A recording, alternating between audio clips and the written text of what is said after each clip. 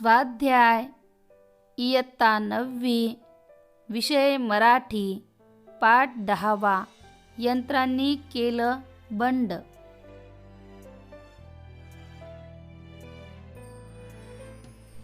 प्रश्न पहिला, फरक सांगा.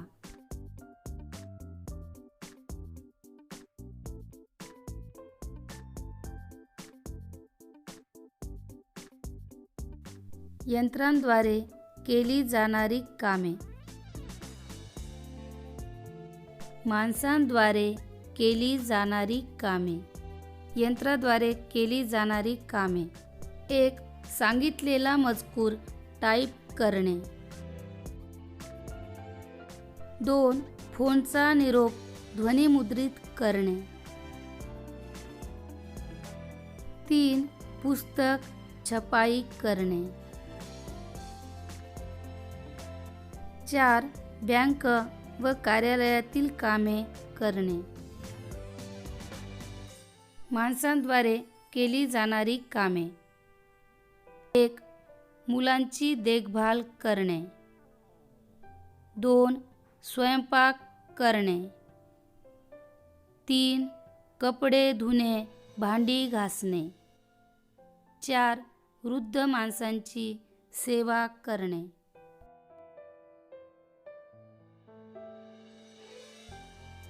प्रश्न दुसरा, पाठात खालील यंत्रे कोणती कार्ये करतात?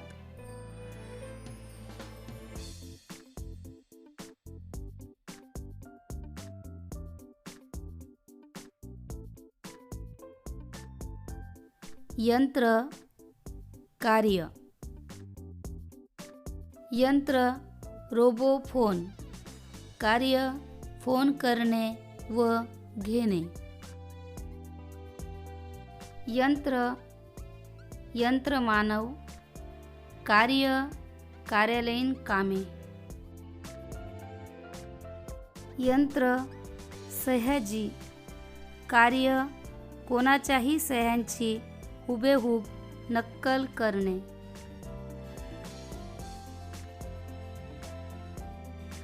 प्रश्न तिसरा, दीपकला पडलेल्या स्वप्नात यंत्रांनी ताबा घेतल्यावर यंत्राबाबत दीपकने केलेली भाकिते. 1. प्रत्यक्ष मालकाची सही करून पत्र पाठवता. ही उघड दरोडेखोरी झाली. 2. यंत्रमानवांना कधीही जगाचा ताबा मिळणार नाही. 3. यंत्रे कधीही बाबांवर अधिकार गाजवू शकणार नाहीत. प्रश्न चौथा, खालील शब्दांची विशेषणे विशेष्य शोधा व लिहा.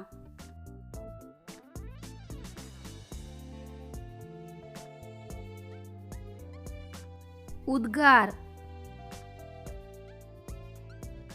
उद्धट.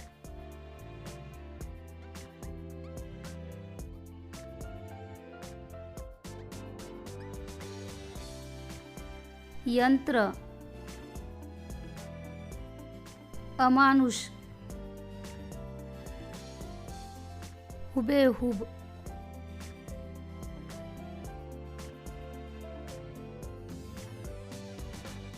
नक्कल. परिपूर्ण.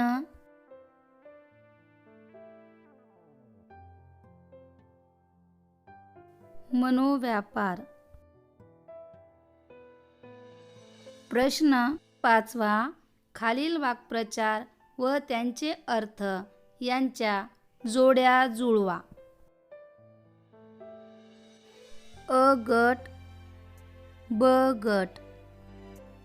अ गट. 1. हकालपट्टी करणे. 2. स्तंभित होणे. 3. चूर होणे. 4. वठणीवर आणणे.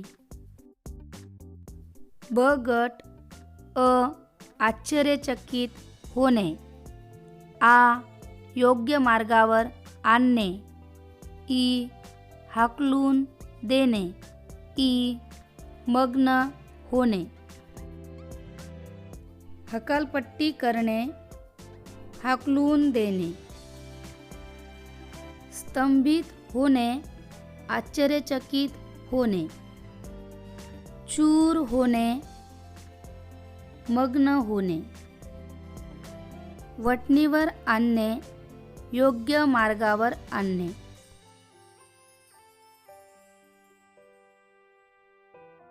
प्रश्न 6. खाली काही शब्दांची यादी दिली आहे. त्यातील शब्दांचे उपसर्ग घटित व प्रत्यय घटित शब्द असे वर्गीकरण करा व लिहा. अवलक्षण, भांडखोर, दांडगाई, पहारेकरी, पंचनामा, दरमहा, विद्वत्ता, नाराज, निर्धन, गावकी, दररोज, बिनतक्रार, दगाबाज, प्रतिदिन. उपसर्ग घटित शब्द. अवलक्षण, दरमहा, नाराज, निर्धन, दररोज, बिनतक्रार, प्रतिदिन. प्रत्यय घटित शब्द. भांडखोर, दांडगाई, पहारेकरी, पंचनामा, विद्वत्ता, गावकी, दगाबाज.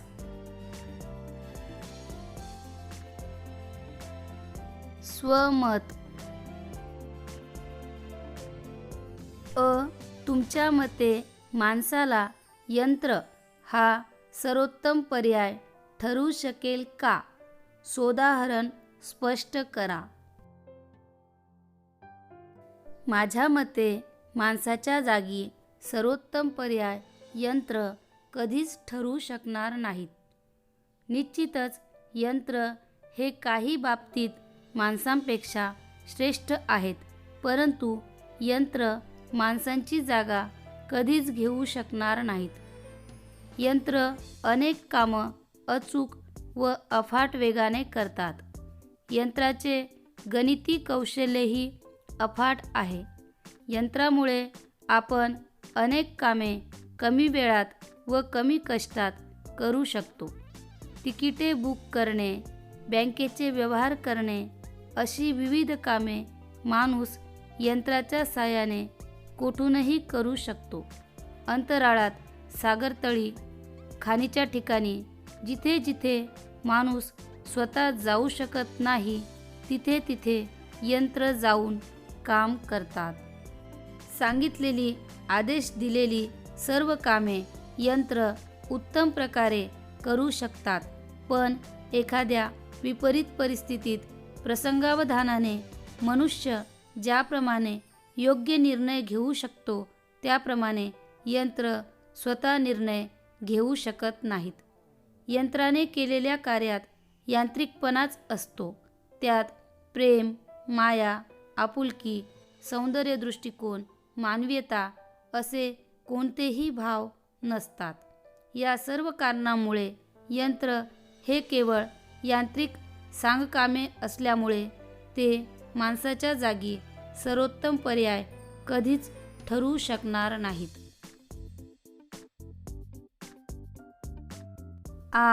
मनुष्य करत असलेली सर्व कामे यंत्र करू लागली तर? कल्पनाचित्र रेखाटा. मनुष्य करत असलेली सर्व कामे यंत्र करू लागली तर त्या सर्व कामात यांत्रिकता असेल, ज्यामध्ये केवळ दिलेल्या आदेशांचा वापर केलेला असेल. यंत्राने केलेल्या कामात मानवी भावनांची उणीव असेल. निव्वळ आदेश केलेली कामे यंत्र करू लागतील. त्यामुळे विपरीत परिस्थितीत प्रसंगावधान साधून घ्यावयाचे निर्णय यंत्र घेऊ शकणार नाही. यंत्र स्वतः विचार करू शकत नाहीत. मनुष्य करत असलेली सर्व कामे यंत्राने केली तर माणसांना काहीच काम राहणार नाही. बेरोजगारांची संख्या वाढेल. माणूस पूर्ण दिवस रिकामा बसून राहील. काम नसल्यामुळे हा माणूस वेगवेगळे अविचार करू लागेल आणि या अविचाराने माणसाच्या हातून विनाशात्मक कार्यच घडेल. सर्व कामे यंत्रच करत असल्यामुळे कालांतराने सर्व सत्ता यंत्रांच्याच हातात जाईल आणि मनुष्याला स्वतःलाच एक दिवस यंत्राच्या हातची कठपुतली बनावे लागेल.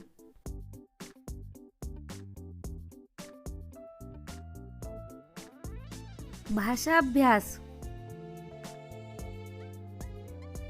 खाली दिलेली उदाहरणे वाचा, त्यातील भाव समजून घ्या व त्यातील रसाचे नाव लिहा. 1. दिवा जळे मम व्यथा घेऊनी, असशील जागी तूही शयनी. पराग मिटल्या अनुरागाचे, उषा शांत वेचुनी गुंफुनी.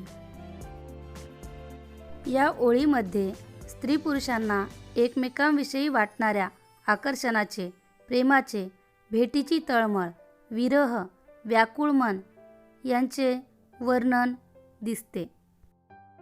म्हणून उत्तर शृंगार रस.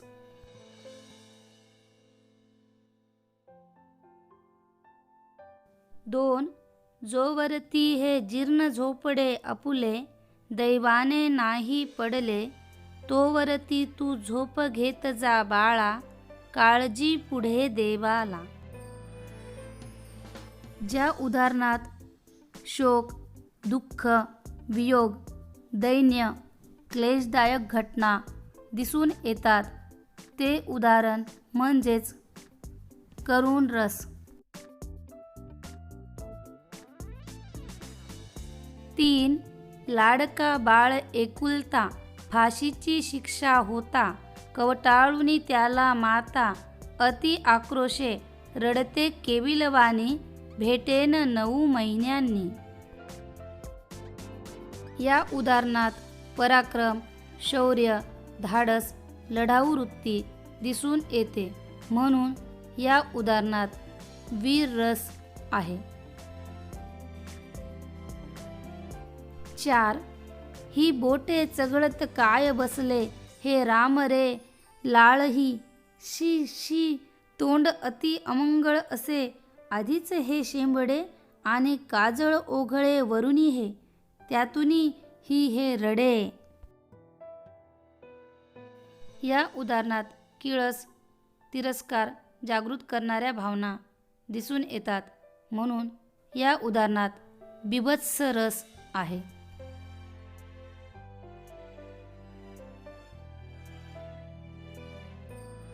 5. आम्ही कोण म्हणूनी काय पुसता, दाताड वेंगाडुनी, फोटो मासिक पुस्तकात न तुम्ही का आमुचा पाहिला.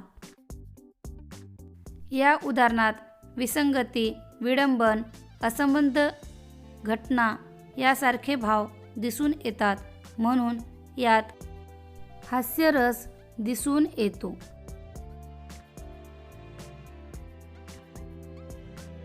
6. असावा सुंदर चॉकलेटचा बंगला, चॉकलेटच्या बंगल्याला टॉफीचं दार, पेपरमिंटच्या अंगणात फुलं लाल लाल. या उदाहरणात अद्भुतरम्य, विस्मयजनक, आश्चर्यकारक भावना दिसून येतात म्हणून यात अद्भुत रस आहे.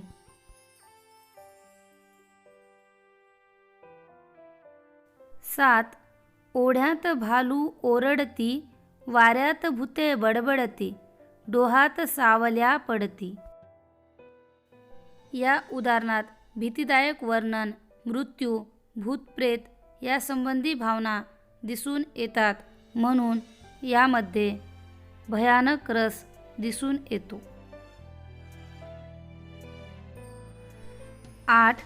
पाडसिंहासने दृष्ट ही पालथी ओढ, हत्तीवरुनी मत्त नृप खालती, मुकुट रंकास दे करटी भूपात्रती, झाड खटखट तुझे खडक क्षुद्रा धडधड फोड तट रुद्र ये चहूकडे.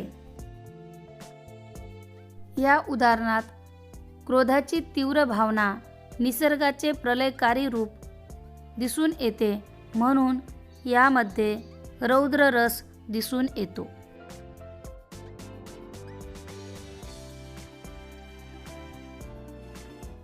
9. जे खळांची व्यंकटी सांडो तया सत्कर्मी रती वाढो भूता परस्परे जडो मैत्र जीवांचे. या उदाहरणात भक्तिभाव व शांत स्वरूपातील निसर्गाचे वर्णन दिसून येते, म्हणून येथे शांत रस होतो.